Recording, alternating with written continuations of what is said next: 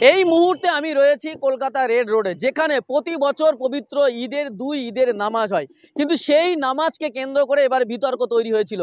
গত দুদিন ধরে সোশ্যাল মিডিয়ায় চর্চা এসেছে যে সেনারা নাকি এই জায়গায় নামাজ পড়তে তারা অনুমতি দিচ্ছে না, কারণ তারা তাদের পক্ষ থেকে জানিয়েছেন যে এখানে সামরিক বাহিনীর কিছু কার্যকলাপ রয়েছে, সেই জন্য এখানে কোনো রকমভাবে ঈদের নামাজ পড়ানো যাবে না।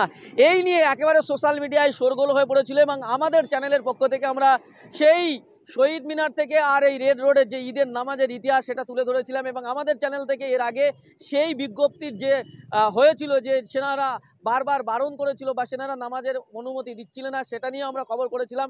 কিন্তু গতকালকে খেলাফত কমিটি, যারা মূলত এই মজলিস বা এই নামাজটাকে পরিচালনা করে যে কমিটি, সেই খেলাফত কমিটির পক্ষ থেকে রীতিমতো মুখ্যমন্ত্রী মমতা বন্দ্যোপাধ্যায়ের কাছে একটা লিখিত অভিযোগ জানানো হয় যে সেনারা এইভাবে আমাদেরকে অনুমতি দিচ্ছেন না। তখন মুখ্যমন্ত্রী মমতা বন্দ্যোপাধ্যায় তিনি নিজে হস্তক্ষেপ করেন এবং তার হস্তক্ষেপের পর এখানে কিন্তু আবার সেই ঈদের নামাজের অনুমতি মিলেছে। এবং আমরা যেটা জানতে পারছি যে আগামী 7 তারিখে পবিত্র ঈদ উল আজহার দিন এখানে একেবারে সকাল 8টার সময় ঈদের নামাজ হবে এবং সেই সকাল 8টার সময় ঈদের নামাজের জামাতে ইমামের ইদাইন তিনি থাকবেন এবং মুখ্যমন্ত্রী মমতা বন্দ্যোপাধ্যায় যেমন প্রতি বছর ইমামদের সঙ্গে দেখা করেন, এখানে মুসল্লিদের সঙ্গে দেখা করেন, এখানে রেড রোডে যারা নামাজ পড়তে আসেন তাদের সঙ্গে তাদের সামনে বক্তব্য রাখেন, তাদের সঙ্গে কথা বলেন, সেই রকমভাবে প্রতি বছরের ন্যায় এবছরেও কিন্তু মুখ্যমন্ত্রী মমতা বন্দ্যোপাধ্যায় তিনি আসবেন।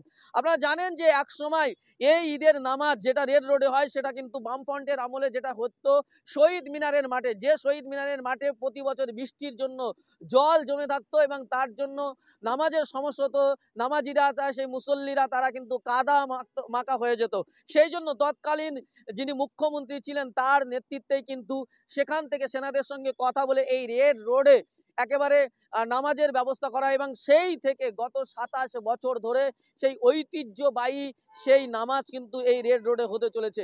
এবং সেখানেই গত বছর থেকে বাধা দেওয়ার চেষ্টা করা হয়েছিল এক হিন্দুত্ববাদী সংগঠনের পক্ষ থেকে।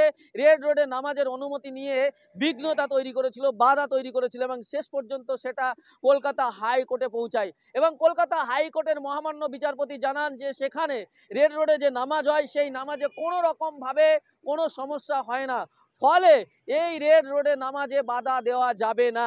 ফলে সেই তারপর থেকে কিন্তু বন্ধ ছিল। এবারে সেনাদের পক্ষ থেকে প্রথমে নিষেধাজ্ঞা করা হয়েছিল, তারা সামরিক কারণ দেখিয়ে তারা কিন্তু এখানে নামাজ পড়তে দেওয়া হবে না বলে তারা জানিয়েছিল। কিন্তু সে সমস্ত কাজ সম্পন্ন করে রীতিমতো মুখ্যমন্ত্রী মমতা বন্দ্যোপাধ্যায়ের হস্তক্ষেপের পরে কিন্তু আবারও অনুমতি মিলল। অর্থাৎ এই যে সামরিক বাহানা দেওয়া হচ্ছিল, আমরা প্রশ্ন তুলেছিলাম আদৌ কি সামরিক কোনো কাজকর্ম রয়েছে নাকি এটা কোনো কৌশল, যে মুসলমানদের ইতিহাস ঐতিহ্য মুছে দেবার যে কৌশল, সেই কৌশল। কারণ আপনারা জানেন ওয়াকফ সংশোধনী আইন এনে রীতিমতো মুসলিমদের নিজস্ব সম্পত্তি, ধর্মীয় সম্পত্তি, মাদ্রাসা, মসজিদ, কবরস্থান যেভাবে কেড়ে নেওয়ার যে চক্রান্ত করছে বিজেপি সরকার, সেই রকমভাবে এখানে এই নামাজটাকেও কেড়ে নেওয়ার, এই ইতিহাস ঐতিহ্যটাকে কেড়ে নেওয়ার যে ষড়যন্ত্র করছে বলে অনেকেই মনে করছেন। তবে আজকে আপনাদেরকে একেবারে সরাসরি জিআই এর পর্দায় আপনাদেরকে জানাচ্ছি যে ঈদের নামাজ কিন্তু এখানেই হচ্ছে এবং সকাল 8টায় 7 তারিখে এই রেড রোডে, যে রেড রোডে আমি আমার ক্যামেরা পার্সনকে দেখাতে বলবো, এই যে রেড রোড, সেই রেড রোডে কিন্তু নামাজ হবে।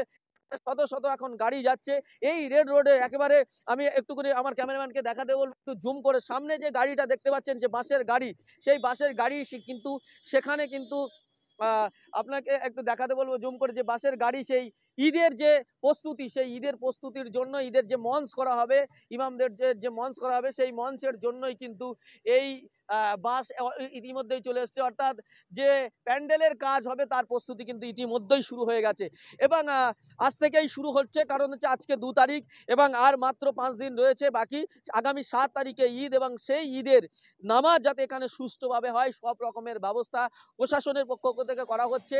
এবং গতকাল খেলাফত কমিটির যে চেয়ারম্যান, যিনি সভাপতি হচ্ছে কি মন্ত্রী জাভেদ আহমেদ খান, তিনি জানিয়েছেন, তিনি বিবৃতিতে জানিয়েছেন যে না, রেড রোডে নামাজ হচ্ছে এবং আগামী 7 তারিখ সকাল 8টার সময় এই রেড রোডে কিন্তু নামাজ হবে। অর্থাৎ যে বিতর্ক তৈরি হয়েছিল রেড রোডে নামাজ হবে কি হবে না, সেই বিতর্কর কিন্তু দীর্ঘ অবসান হলো, দীর্ঘ আলোচনা পর্যালোচনার পর কিন্তু অবসান হলো এবং আগামী 7 তারিখে সকাল 8টার সময় এখানে ঈদের নামাজ হবে। এবং যেভাবে বাংলার বিভিন্ন প্রান্ত থেকে লক্ষ লক্ষ মুসলমানরা, মুসলিমরা তারা এখানে ঈদের নামাজ পড়তে আসতেন, তারা আবার আসবেন এবং সেই বিতর্কের অবসান ঘটে প্রতি বছরের ন্যায় এবছরও ঈদের নামাজ হবে। আপাতত এখানে শেষ করছি, দেখা হচ্ছে অন্য কোনো এপিসোডে। ততক্ষণ ভালো থাকবেন, সুস্থ থাকবেন, ধন্যবাদ।